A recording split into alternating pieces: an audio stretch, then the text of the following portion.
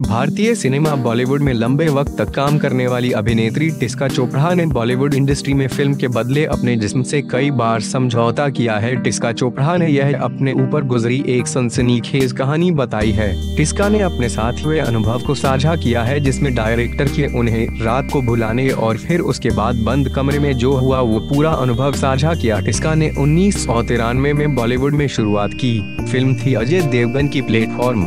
इसके बाद से वो लगातार फिल्में कर रही हैं, लेकिन कभी भी वो मुख्य अभिनेत्रियों में शामिल नहीं हो सकी। हमेशा साइड रोल ही उनके मिलते रहे। टिस्का ने एक कार्यक्रम में उस रात की कहानी बताई है जब उन्हें रात को डायरेक्टर ने कमरे में बुलाया। ये टिस्का के करियर का शुरुआती दौर था। क्या हुआ था उस रात, टिस्का बताती हैं। मुझे शुरू में सफलता मिली तो लगा कि अब करियर चल निकलेगा, लेकिन कुछ ही दिन में मैंने पाया कि मेरे पास कोई काम नहीं है। मैं बिल्कुल खाली थी, काम की तलाश में थी कि एक दिन फोन जा दूसरी तरफ एक मशहूर निर्देशक थे। न्यूज पोर्टल की रिपोर्ट के अनुसार टिस्का बताती हैं, फोन पर मशहूर निर्देशक को पाकर मैं खुश थी। उन्होंने कहा कि तुम खाली हो तो मेरे पास क्यों नहीं आई। खैर, मैं एक नई फिल्म बना रहा हूँ और उसके लिए हीरोइन की तलाश कर रहा हूँ, क्या तुम काम करोगी। खाली घर बैठे हूँ और नामी निर्देशक खुद कहे तो मना कौन कर सकता है। मैंने हाँ कहा तो उन्होंने कहा कल ऑफिस में आकर मिलो। टिस्का बताती है, मैं अगले दिन उसके ऑफिस पहुंची तो उसने मुझे देखकर कहा कि हील्स में कैसे चलते हैं यह तुम्हें सीखने की जरूरत है। मुझे लगा कि ठीक है, कोई आदमी मुझ में दिलचस्पी दिखा रहा है। इसके बाद मैंने दोस्तों को बताया कि मैं फलां निर्देशक के साथ काम कर रही हूँ तो सारे दोस्त नाक से कोड़ने लगे।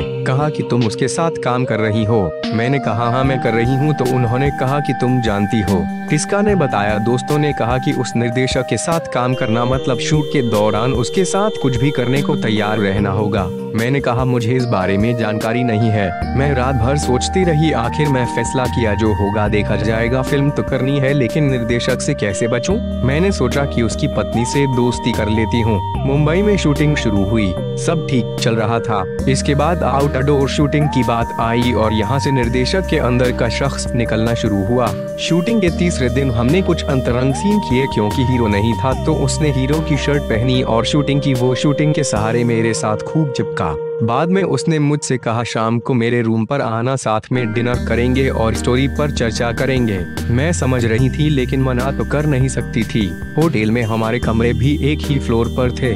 मैं सोच रही थी कि क्या करूं। उस शाम बाकी की सारी क्रू ने बाहर डिनर खाने का प्लान बनाया था, लेकिन मुझे तो निर्देशक से मिलने जाना था। मैंने एक बड़ा सा बुके और ढेर सारी चॉकलेट खरीदी। अच्छे से कपड़े तैयार होकर उसके दरवाजे पर पहुंची। मैंने दरवाजा खटखटाया तो पाया कि वो लुंगी पहने हुए बड़े रोमांटिक मूड में बैठे हैं। मैंने उसे चॉकलेट और बुके दिया, साथ ही उसके गले लगकर धन्यवाद भी दिया। इससे पहले कि निर्देशक अपना असली रूप दिखा, फोन बजा। लाइन पर उसका बेटा था। मेरा प्लान काम कर रहा था। टिस्का आगे कहती हैं, दरअसल मैंने एक प्लान के तहत होटल स्टॉप से कहा था कि मेरे रूम के सारे कॉल उस निर्देशक के रूम पर शिफ्ट कर दें। मैंने फोन उठाया तो उसके बेटे ने मुझसे पूछा कि डिनर के लिए बाहर चलना है तो मुझे कितनी देर लगेगी, भेज दो।